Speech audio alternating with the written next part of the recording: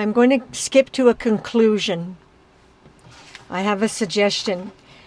Currently, we have bonded nannies for children in Sudbury. That's with and the owner or parent supplying room and board plus a salary for living and help. These nannies are already here, and some are immigrants with little option of jobs or young people with poor education, but more than capable of helping seniors get dressed and assist with washrooms and simple needs not requiring a nurse. Then why not nannies for seniors so they can remain in their homes? That could have been arranged for my mother quite easily instead of what we went through. This would cost less than half what these corrupt retirement places cost, and certainly less of a burden, both financially, physically, emotionally, and mentally on seniors and their families. Having a personal service worker just a few hours a day is not sufficient for many seniors in the condition of my mother, and many thousands of others who are truly suffering at the hands of such rampant construction going on in our hospital under the current system with these CCA persons lying to get rid of patients out of the hospital.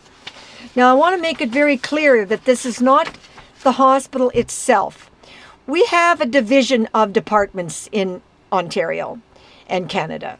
Yeah, that's how we do things. There's no coordination. The administration at the hospital is separate. The doctors are separate. The nurses are separate. The cleaners are separate. The food department and dietary department, well, they're a bunch of murderers, and don't even get me started on that one because they were killing my mother, and my cousin Diane was forced to drive all the way from Ottawa, which is a good 8 to 10 hour drive, to rescue my mother, and it took her less than 10 days to reverse her bowels, and she was actually eating okay and getting her food minced so that she could function. But she was being poisoned. Her bowels were shutting down because of the garbage they were feeding her. She's got allergies, and they were feeding her beef, which she's allergic to. They didn't feed her any probiotics or yogurt, and they were feeding her Jell-O and pudding, and nobody cares. We have a unbelievable, costly system that is just causing such horrific damage to our seniors and people. It is despicable. Yet the emergency department is to be commended. They go above and beyond, work feverishly through the night, non-stop, in shifts, back and forth. They are amazing. In particular, I want to mention Dr. Bourdon, Dr. Gill, and more recently, Dr. Primo. But then you go into recovery and they kill them in recovery. And then on top of that, they get lied to and forced out of their homes. No, this has to stop. The full story will be on my website, which I will type up. That's the best I can do for now. But for God's sakes, please send me your stories, names and addresses and details. This is happening to too many thousands of people right here in your own backyard, and they are absolutely helpless.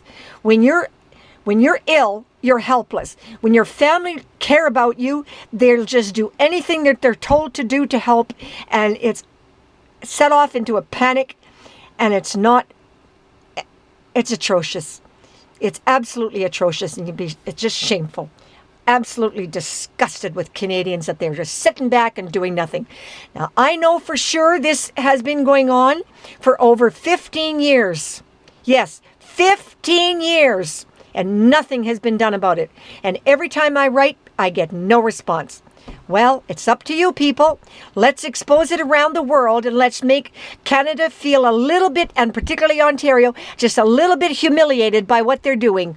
Our laws are allowing criminals to steal their properties, and our medical system is allowing a horrific medical abuse that I know of no place in the United States where they would do that.